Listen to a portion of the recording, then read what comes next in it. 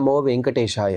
కలియుగ ప్రత్యక్ష దైవమైన శ్రీ శ్రీనివాస పరబ్రహ్మ యొక్క దివ్యానుగ్రహ విశేషం చేత తిరుమల తిరుపతి దేవస్థానం వారు అనేక ధార్మిక కార్యక్రమాలు నిర్వహిస్తున్నారు. అందులో భాగంగా ప్రతిరోజు మనం శ్రీమన్ మహాభారత అంతర్గత అరణ్య పర్వలోని తీర్థయాత్ర పర్వ అనే అనుపర్వలోని విశేషాలను చక్కగా తెలుసుకుంటున్నాము. ఈనాటి ప్రవచన కార్యక్రమాన్ని మనం మంగళ పద్యాన్ని చెప్పుకుంటూ ప్రారంభించుకుందాం. నారాయణం నమస్కృత్య నరం చైవ నరోత్తమం దేవీం సరస్వతీం వ్యాసం తతో జయముదీరయేత్. శ్రీ గురుభ్యో నమః. హరి ఓం.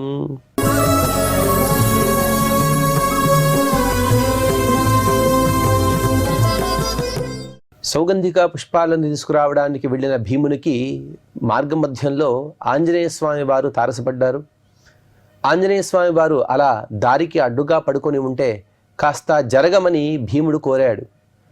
నేను వ్యాధులతో బాధపడిపోతున్నాను, కాస్త వయసు పైబడ్డవాణ్ణి, నా తోకని అలా పక్కకు జరిపి నీవు వెళ్ళమని ఆంజనేయ స్వామి వారు కోరగా ఎంత ప్రయత్నించినా కూడా ఆ తోకను కదల్చలేక భీముడు తను ఓటమి భారంతో పక్కన నిలబడి మీరెవరు నాకు ఉపదేశించండి అని కోరగా ఆంజనేయ స్వామి వారు అహం కేసరిణ క్షేత్రే వాయునా జగదాయునా జాతః కమలపత్రాక్షః హనుమాన్ నామవానరః. హే పద్మపత్రం వంటి నేత్రము కలిగిన ఓ భీమసేన, నేను కేసరి అనే కపి, అతని భార్య అయినటువంటి అంజనాదేవి, వీరికి వాయుదేవుని యొక్క ప్రసాదంగా జన్మించిన హనుమంతుడనే ఒక వానరుడిని నేను. సూర్యపుత్రం చ సుగ్రీవం శక్రపుత్రం చ వాలినం సర్వే వానరరాజానః తథా వానరయూథపాః ఉపతస్థురు మహావీర్యాః మమ చ మిత్రకర్షణ సుగ్రీవేణ భవత్ప్రీతిః అనిలస్యాగ్నినా యథా. సూర్యపుత్రుడైన సుగ్రీవుడిని అలాగే ఇంద్రపుత్రుడైనటువంటి వాలిని అన్ని వానరాలు కూడా ఆశ్రయించాయి. వారిద్దరనే రాజుగా ఒప్పుకున్నారు. కానీ అందులో సుగ్రీవుడి పైన నాకు ఎక్కువ ప్రేమ కాబట్టి నేను సుగ్రీవుడిని ఆశ్రయించాను. ఏ విధంగా అంటే వాయుదేవునికి అలాగే అగ్నిదేవునికి సఖ్యత ఎలా ఉంటుందో నాకు మరియు సుగ్రీవుడికి అదే విధమైనటువంటి సఖ్యత ఉన్నది. నికృత సతతో భ్రాత్ర కస్మించిత్ కారణాంతరే ఋష్యమూకే మయా సార్ధం సుగ్రీవో న్యవసచ్చిరం. ఏదో వారిద్దరి అన్నదమ్ముల యొక్క గొడవల వలన తన తమ్ముడైనటువంటి సుగ్రీవుడిని వాలి తరిమివేశాడు. నేను సుగ్రీవుడు అలాగే కొందరు కపిశ్రేష్ఠులు మేమందరం కూడా ఋష్యమూకమనే పర్వతంలో ఆశ్రయాన్ని ఏర్పరచుకున్నాము. అథ దాశరథిర్వీరో రామో నామ మహాబలః విష్ణురు మానుషరూపేణ చచార వసుధాతలాం. దశరథరాజు యొక్క కుమారుడైనటువంటి సాక్షాత్ విష్ణురూపి అయిన రాముడు తను మనుష్యుని యొక్క అవతారాన్ని, మనుష్యుని యొక్క రూపాన్ని ధరించిన వాడి భూమిలో సంచరించాడు, అనగా భూమి యందు తను అవతరించాడు. సపితుః ప్రియమన్విచ్చన్ సభార్యః సహానుజః సధనుర్ధన్వీనాం శ్రేష్ఠః దండకారణ్యమాశ్రితః. ఆ రాముడు తన తండ్రి అయినటువంటి దశరథునికి ఆనందాన్ని చేకూర్చడం కోసం తన భార్య అయినటువంటి సీతతో సహా అలాగే తన తమ్ముడైన లక్ష్మణునితో సహా ధనుస్సుని ధరించిన వాడి దండకారణ్యంలో తను సంచరించాడు. తస్య భార్య జనస్థానాత్ ఛలేనా పహృతాబలాత్ రాక్షసేంద్రేణ బలినా రావణేన దురాత్మనా. ఆ రాముని భార్య అయినటువంటి సీతను మోసంతో రావణుడు తను అపహరించాడు. దురాత్ముడైనటువంటి రావణుడు అపహరించాడు. ఎలాగా అంటే సువర్ణ రత్న చిత్రేణ మృగరూపేణ రక్షస వంచయిత్వా నరవ్యాఘ్రం మారీచేన తదానఘ. మారీచుడు బంగారు జింక రూపంతో వచ్చి ఈవిడని అపహరించడానికి ఒక కారణంగా మారాడు. కాబట్టి అలా వంచన చేస్తూ వీరిద్దరూ కలిసి ఆ సీతను అపహరించారు అని చెబుతూ ఇక్కడికి 147వ అధ్యాయాన్ని పూర్తి చేసుకుని 148వ అధ్యాయంలో ఆంజనేయ స్వామి వారు రాముని యొక్క వృత్తాంతాన్ని కొనసాగిస్తున్నారు. హృతదార సహభ్రాత్ర పత్ని మార్గం సరాగవ దృష్టవాన్ శైలశిఖరే సుగ్రీవం వానరర్షభం. ఎప్పుడైతే తన భార్యను రావణుడు మోసంతో అపహరించాడో ఆవిడను వెతుకుతూ తను ఈ ఋష్యముఖ పర్వతానికి వచ్చాడు. అక్కడ మేమందరం కూడా ఆ రామునిని దర్శించుకున్నాము. తేన తస్యా భవత్సఖ్యం రాఘవస్య మహాత్మనః సహత్వా వాలినం రాజ్యే సుగ్రీవమభిషిక్తవాన్. ఆ రామునికి అలాగే సుగ్రీవునికి సఖ్యత ఏర్పడినది. రాముడు తను వాలిని సంహరించి సుగ్రీవునికి రాజ్యాన్ని అప్పచెప్పాడు. సరాజ్యం ప్రాప్య సుగ్రీవః సీతాయాః పరిమార్గణే వానరాన్ ప్రేషయామాస శతశోత సహస్రశః. రాజ్యాన్ని పొందినటువంటి ఆ సుగ్రీవుడు సీతను వెతకడం కోసం కొన్ని వందల అలాగే వేల లక్షల కోట్ల వానరాలను ప్రపంచం నలుదిక్కలు కూడా తను పంపించాడు. తతో వానర కోటీభిః సహితోహం నరర్షభ సీతాం మార్గన్ మహాబాహో ప్రయాతో దక్షిణాం దిశం. అటువంటి వానర సమూహంలో నేను కూడా సీతను వెతుకుతూ దక్షిణ దిక్కుకు వచ్చాను. తతః ప్రవృత్తి సీతాయాః గృధ్రేణ సుమహాత్మన సంపాతినా సమాఖ్యాత రావణస్య నివేశనే. మేమందరం కూడా ప్రాయోపవేశాన్ని కూర్చున్న సందర్భంలో సీతను గురించి మాట్లాడుకునే మాటలు విన్నటువంటి గృధ్రపక్షి సంపాతి అనే పక్షి తను సీతను రావణుడు అపహరించిన విధానాన్ని, సీత రావణుడి దగ్గర ఉన్నదనే విషయాన్ని మాకు తెలిపాడు. తతోహం కార్యసిద్ధ్యర్థం రామస్య క్లిష్టకర్మణః శతయోజన విస్తారం అర్ణవం సహసాప్లుతః. అందుకోసం సీతాదేవిని ఎలాగైనా చూడాలనే ఉద్దేశంతో, అలాగే రాముని సంకల్పం, రాముడు ఎటువంటి వాడుంటే అక్లిష్టకర్మణః, ఎటువంటి అసాధ్యమైనటువంటి పనినైనా సరే సరళంగా చేసే గొప్ప సామర్థ్యం కలిగిన ఆ రాముని యొక్క సంకల్పానికి అనుగుణంగా 100 యోజనాల విస్తీర్ణమైనటువంటి ఆ సముద్రాన్ని ఒకే లంఘనతో, అలాగా ఒక్క పెట్టును నేను దూకాను, అటువైపు చేరుకున్నాను. అహం స్వవీర్యాదుత్తీర్య సాగరం మకరాలయం సుతాం జనకరాజస్య సీతాం సురసుతోపమాం దృష్టవాన్ భరతశ్రేష్ఠ రావణస్య నివేశనే. భరతకులంలో జన్మించిన ఓ భీమసేన, నేను నా స్వబలం అనగా నా స్వవీర్యము, నా స్వపరాక్రమం చేత మకరాలయం అనేక గొప్ప గొప్ప ప్రాణులతో, క్రూరమైనటువంటి జంతువులతో కూడినటువంటి ఆ సాగరాన్ని ఒక్క ఉదుటిన దూకినవాడి అటువైపు వెళ్ళి సురసుతోపమ దేవతాస్త్రీ వంటి గొప్ప సౌందర్యవతి అయినటువంటి జగన్మాత అయిన ఆ సీతను దర్శించాను. సమేత్యతామహం దేవీం వైదేహీం రాఘవ ప్రియాం దగ్ధ్వాలంకామశేషేణ సాట్ట ప్రాకార తోరణాం ప్రత్యాగతశ్చాస్య పునర్నామ తత్ర ప్రకాశ్య వై. నేను ఆవిడని కలుసుకుని ఆవిడని నమస్కరించి రామాంగులీయకాన్ని ఆవిడికి ప్రసాదించి ఆవిడికి ఇచ్చిన వాడి, నేను అశేషమైనటువంటి లంకను, ఆ లంక కూడా సాక్షాత్తు కుబేరునిది, అలాగే తను సాట్టప్రాకార తోరణం అనేక బంగారము అలాగే మణిమయమైన ఆ లంకను వెంటనే దహించి వేశాను. దహించి మళ్ళీ ఇటువైపు దూకి ఇటువైపు సముద్రానికి వచ్చి నేను రామునికి శరణు కోరాను. రామునికి సీతాదేవి సమర్పించినటువంటి ఆ ఆభరణాన్ని నేను అందించాను.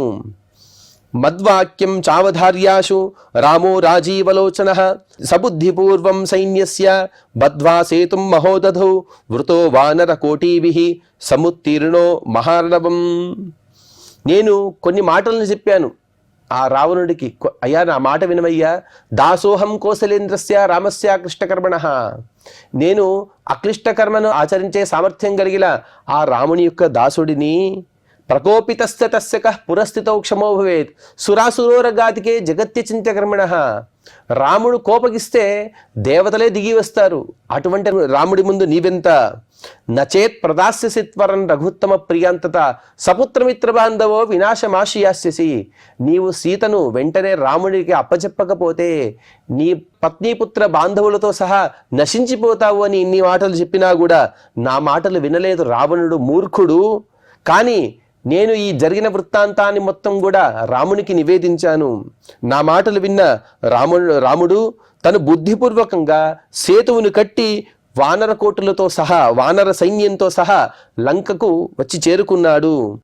తతో రామేణ వీర్యేణ హత్వాతాన్ సర్వరాక్షసాన్ రణేతు రాక్షసగణం రావణం లోకరావణం నిశాచరేంద్రం హత్వాతు సభ్రాతృ సుతబాంధవం. రాముడు ఇటువైపు లంకకు వచ్చిన వాడి సమస్త రాక్షసగణాన్ని కూడా సంహరించాడు. వారితో పాటు రావణుడు కూడా సంహరించాడు. రావణుడు ఎటువంటి వాడుంటే రావణుని పేరు వైశ్రవసుడు ఇత్యాది అనేక పేర్లు చెబుతాడు. కానీ ఎప్పుడైతే సూర్యుడు ఉదయించడానికి భయపడ్డాడో, ఎప్పుడైతే దేవతలు ఇతను చూసి రోధించారో, రావణో లోక రావణ, లోకాన్ని ఏడిపించేవాడు కాబట్టి వీడికి రావణుడనే పేరు వచ్చింది. అటువంటి రావణుడు కూడా సంహరించాడు. అతని పరివారంతో కూడా అందరూ కూడా రాముని చేత చంపబడ్డారు. రాజ్యేభిషిచ్య లంకాయాం రాక్షసేంద్రం విభీషణం ధార్మికం భక్తిమంతం చ భక్తానుగతవత్సలం. తర్వాత నేను లంకలో రాముని యొక్క ఆజ్ఞ చేత రాముడే సాక్షాత్తుగా విభీషణుడికి తను ఆ లంకకు అధిపతిగా చేశాడు. ఆ విభీషణుడు ఎటువంటి వాడుంటే మంచి ధర్మబుద్ధి కలిగిన వాడు, భక్తిమంతుడు, అలాగే ధర్మయందు గొప్ప శ్రద్ధ కలిగిన వాడు. తత ప్రత్యాహుతా భార్య నష్టా వేదశ్రుతిర్యథ తయేవ సహిత సాధ్య పత్న్యా రామో మహాయశాః. ఏ విధంగా అయితే పూర్వకాలంలో హయగ్రీవాసురుడు తను వేద మొత్తాన్ని కూడా అపహరిస్తే పునః పరమాత్మయే ఆ వేదాన్ని తను పొందాడో, అదేవిధంగా ఇంతకాలం వరకు కూడా రాముని దగ్గర కనబడిన సీత ఇప్పుడు కనబడినది. ఎప్పుడు కూడా సీతను అపహరించారు, సీత వెళ్ళిపోయింది అని మనం అనుకుంటూ ఉంటాం. సీత వెళ్ళలేదు. ఎందుకంటే రావణుడు సీత యొక్క అనుజ్ఞ లేనిదే సీతను తాకనూ లేడు. అటువంటి రావణుడు అపహరించాడు. రాముడి దగ్గర సీత లేదు. నిత్యా వియోగులు వారిద్దరు కూడా. ఎప్పుడు కూడా వదిలి ఉండలేనంత గొప్ప దంపతులు. వారికి వియోగాన్ని మనం అనుసంధానం చేయకూడదు. వారికి వియోగం అనేదే లేదు. కానీ వెళ్ళినది అంటే అదంతా కూడా ఒక విడంబన చేస్తూ ఆవిడ అక్కడికి వెళ్ళినది. ఇప్పుడు సీత వెంటనే ఆ రాముని పక్కన కనబడ్డది. గత్వా తతోతి త్వరితః స్వాం పురీం రఘునందనః అధ్యావసత్తతో అయోధ్యాం ద్విషతాం ప్రభుః. వెంటనే రాముడు కూడా సీతను పొందినవాడి. అయోధ్య అనగా ఎవరి చేత కూడా గెలవడానికి సాధ్యం కలిగిన గొప్ప పురి అయినటువంటి గొప్ప పట్టణమైనటువంటి అయోధ్యను చేరుకున్నవాడి. తతః ప్రతిష్ఠితో రాజ్యే రామో నృపతి సత్తమః వరం మయ్యా యాచితోసౌ రామో రాజీవలోచనః. వెంటనే రాముడు కూడా రాజ్యానికి వచ్చి తను అభిషేకాన్ని అనగా రాజ్యాభిషేకాన్ని వశిష్ఠాదులు నిర్వర్తిస్తే తను చక్రవర్తిగా రాజ్యాన్ని పాలించాడు. అప్పుడు నేను ఒక వరాన్ని కోరాను అని చెప్పారు. ఎక్కడ కూడా ఆంజనేయ స్వామి వారు వరాన్ని కోరినట్టుగా ఎక్కడ చెప్పలేదు. కానీ ఇక్కడ కూడా చాలా సుందరమైన విధానంగా ఆంజనేయ స్వామి వారు చెబుతూ యావద్రామ కథేయం తే భవే లోకేషు శత్రుహన్ తావజ్జీవేయమిత్యేయం తథాస్వితి చ సోబ్రవీత్. పరమాత్మ నాకు చిరకాలం జీవించాలనే ఆశ ఉన్నది. అదేంటండి, ఆంజనేయ స్వామి వారు కూడా ఆశ ఉన్నదాన్ని మనం అనుకోవచ్చు. ఎందుకోసము అంటే ఎంతవరకు అయితే రామకథ అనేది ప్రపంచంలో ఉంటుందో అంతకాలం నేను ఈ లోకంలో ఉండాలి. ఎందుకంటే నిన్ను కీర్తిస్తూ ఉండాలి. సీతా ప్రసాదాచ్చ సదా మామిహస్తమరిందమ ఉపతిష్టంతి దివ్యాహి భోగా భీమ యథిప్సితాః.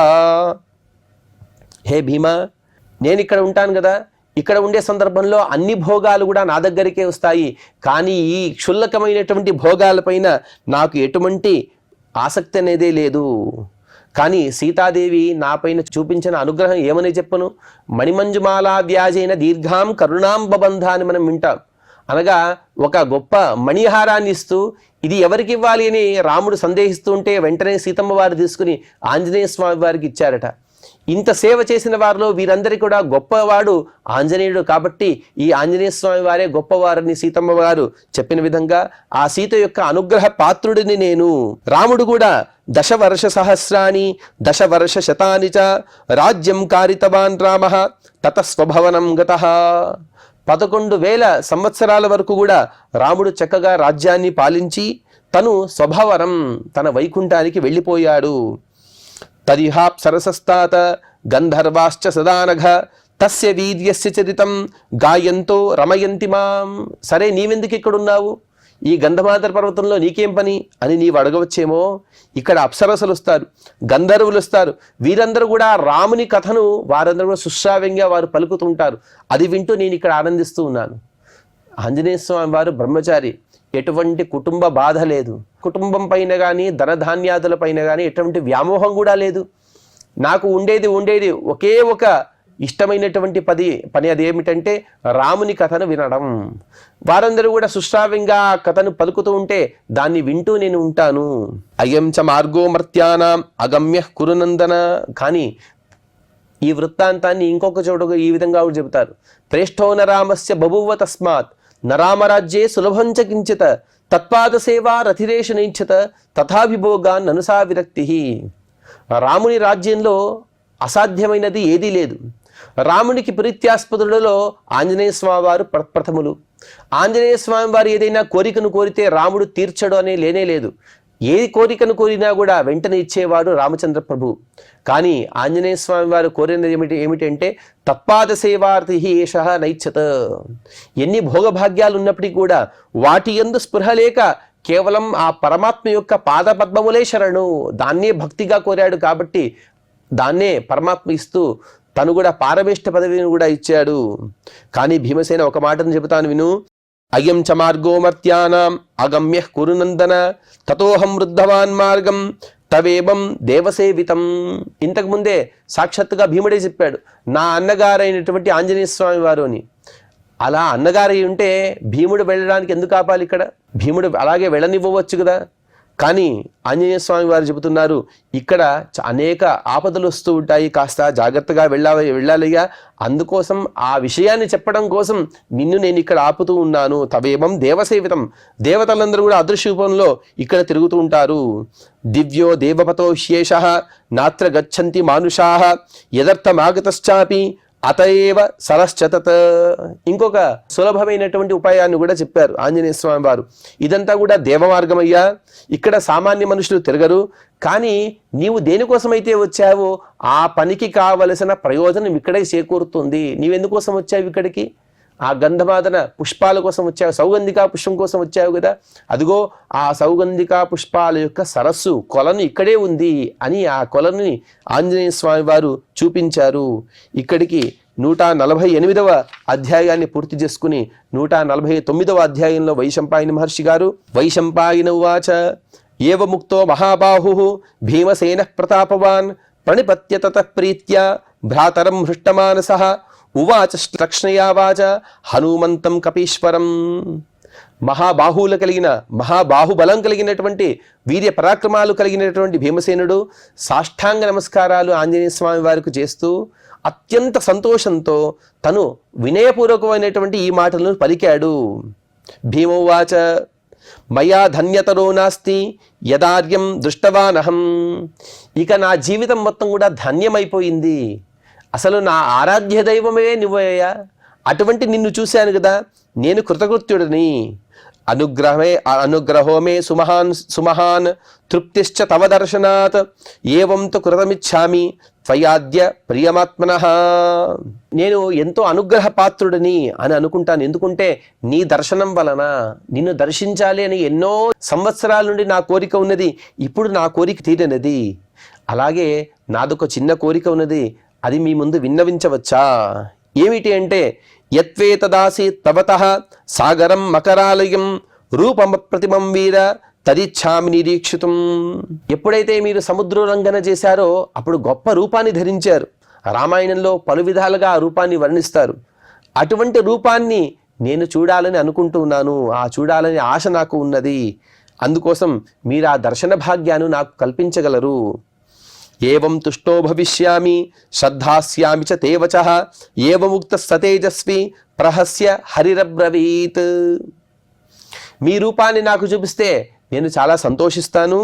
మీపైన నాకు అమితమైనటువంటి శ్రద్ధాభక్తులు ఉన్నవి అని భీమసేనుడు పలకగా ఆంజనేయ స్వామి వారు నవ్వుతూ ఈ విధంగా మాట్లాడుతున్నారు.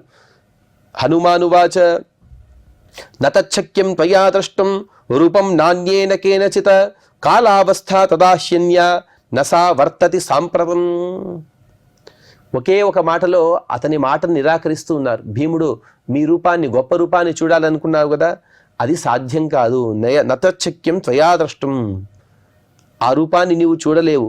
నీవు కాదు, ఎవరు ఆ రూపాన్ని చూడలేరు. ఎందుకంటే కాలావస్థ, దానికి ఒక అవస్థ ఉన్నది. ఆ అవస్థలో ఆ కాలంలో మాత్రమే అది కనబడుతుంది. సా నవర్తతి సాంప్రతం. ఇప్పుడు అది లేదు కాబట్టి ఇప్పుడు నేను నీకు చూపించలేను.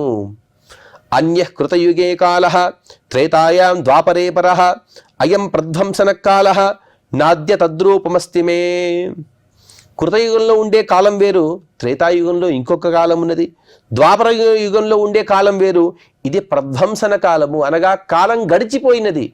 నీవు ఏ కాలంలో ఏ రూపమైతే చూడాలనుకుంటున్నావో ఆ రూపాన్ని చూపించిన యొక్క కాలం యొక్క ప్రధ్వంసం ఇప్పుడున్నది, అనగా ఆ కాలం లేదు కాబట్టి ఇప్పుడు ఆ రూపాన్ని నేను నీకు చూపించలేను. భూమిర్నద్యో నగా శైలాః సిద్ధా దేవా మహర్షయః కాలం సమనువర్తంతే యథాభావా యుగే యుగే. భూమి అయినా, నదులైనా, పర్వతాలైనా, సిద్ధులైన, దేవతలైన, మహర్షులైన వీరందరూ కూడా కాలానుగుణంగానే వారి వారి కర్మలను ఆచరిస్తూ ఉంటారు. అందరూ కూడా కాలానికి బద్ధులే. ఏ యుగమైనా సరే, కృతయుగమైన, త్రేతాయుగమైన, ద్వాపర యుగమైన, కలియుగమైన కాలానికి అనుగుణంగానే అన్నీ కూడా జరుగుతూ ఉంటాయి. ఎందుకంటే నైయాయిక మతంలో ఒక విషయాన్ని చెబుతారు, సర్వాధార కాల అని వారు చెబుతుంటారు. అన్నిటికీ ఆధారమైనది కాలం. అటువంటి ఏదో కాలంలో జరిగినటువంటి వృత్తాంతాన్ని ఇప్పుడు నీకు చూపించలేను. బలవర్ష్మ ప్రభావాహి ప్రహీయంతే ఉద్భవంతి చ తదలంబత తద్రూపం ద్రష్టుం కురుకులోద్వహ యుగం సమనువర్తామి కాలోహి దురతిక్రమః. బలం గాని, దేహం గాని, ప్రభావం గాని ఇవన్నీ కూడా కాలానుగుణంగా తగ్గుతూ ఉంటాయి.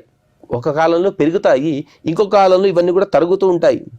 అటువంటి హే కులవరేణ్య, కురుకుల వరేణ్య, నా రూపం గురించి ఎప్పుడో జరిగిపోయిన వృత్తాంతంలో అప్పుడు నాకొక బలం ఉండేది, అప్పుడు నాకొక రూపం ఉండేది. ఆ రూపాన్ని, ఆ బలాన్ని ఇప్పుడు నేను ప్రదర్శించలేను కదా. ఎందుకంటే ఒక యుగం జరగాలంటే పూర్వకాలాన్ని మనం మళ్ళీ తీసుకొస్తూ ఉంటే ఇప్పటి కాలం అనేది తను జరగలేకపోతుంది. అందుకోసం కాలోహి దురతిక్రమః, కాలాన్ని దాటి ఎవరు కూడా వెళ్ళలేరు. అందరూ కూడా కాలానికి బద్ధులే. కాలం అంటే పరమాత్మ అని అర్థం. దేవకీదేవి తను భాగవతంలో చెబుతుంది, యోయం కాలస్తస్యతే వ్యక్తబంధో. ఏ పరమాత్మ అయితే కాలరూపాన్ని, అనగా కాలం అనేది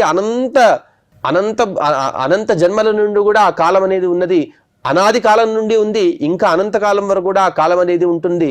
అటువంటి కాలానికి నియామకుడైనటువంటి పరమాత్మ, నీవు ఇంత శిశు రూపంలో ఉన్నావు కదయ్యా అని దేవకీదేవి స్తోత్రం చేస్తుంది కదా.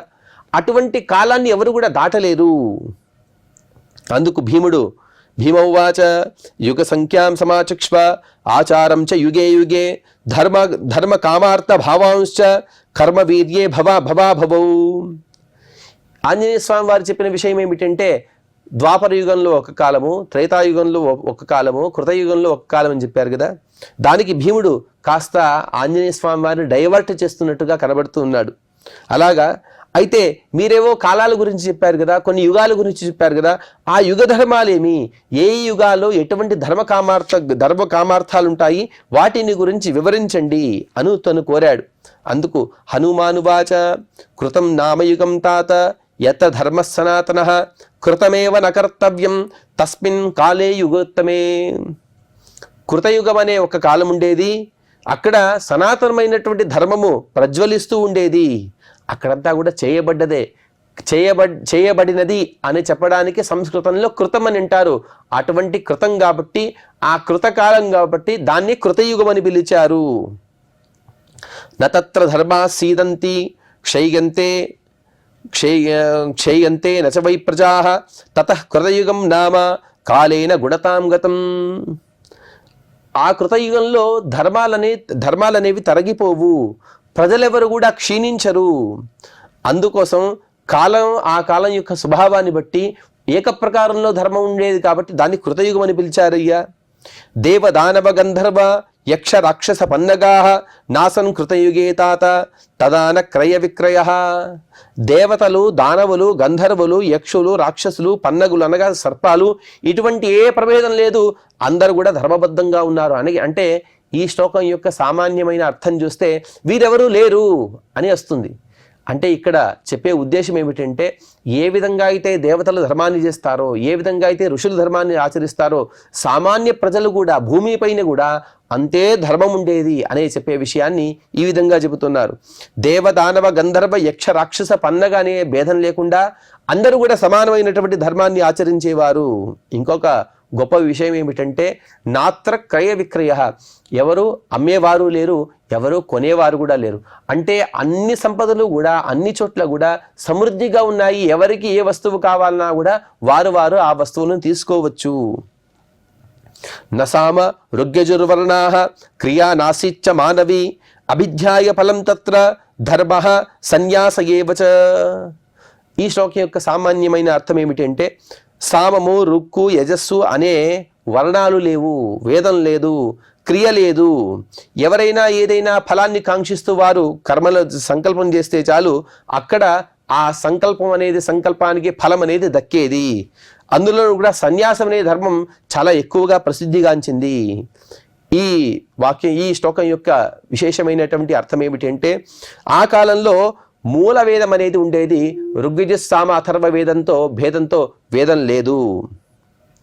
కానీ ఆ కాలంలో ఇంకొక విశేషం ఏమిటంటే ఇప్పుడు చెప్పుకున్న విధంగానే సంకల్ప మాత్రం చేతనే అన్ని కూడా సిద్ధులు అందరూ పొందేవారు. అంటే ఏదైనా సంతానాన్ని పొందాలన్నా కూడా, లేకపోతే ధనధాన్యాదులు కావాలన్నా కూడా వారు సంకల్పం చేస్తే చాలు, వారికి ఆ సంకల్పానికి అనుగుణంగా ఆయా ఫలాలు దక్కేవి. నతస్మిన్ యుగ సంసర్గే వ్యాధయో నేంద్రియక్షయ నాసూయ నాపిరుదితం నదర్పో నాపి వైకృతం. ఆ యుగం యొక్క ప్రవర్తన కాలంలో వ్యాధులనే లేవు, అందరూ కూడా గొప్ప ఆరోగ్యవంతులు.